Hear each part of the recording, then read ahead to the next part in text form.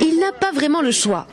Même s'il a voulu jouer le rebelle en annonçant qu'il refuserait d'appliquer la réforme socialiste, faute de temps et de moyens financiers, Jean-Claude Gaudin appliquera bien les nouveaux rythmes scolaires voulus par le gouvernement, si bien sûr il est réélu au mois de mars.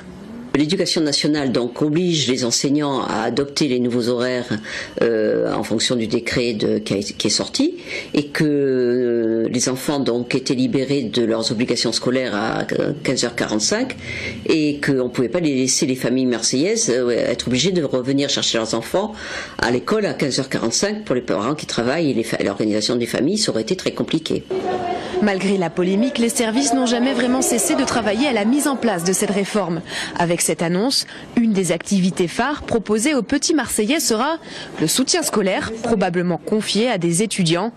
La mairie estime le coût de la réforme à 20 ou 30 millions d'euros.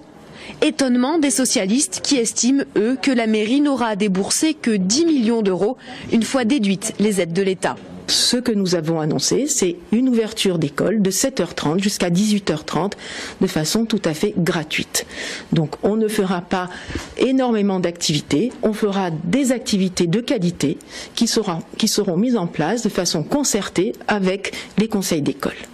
L'équipe de Patrick Menucci fait de l'éducation une de ses priorités et accuse Jean-Claude Gaudin d'avoir abandonné l'école pendant ses 18 ans de mandat.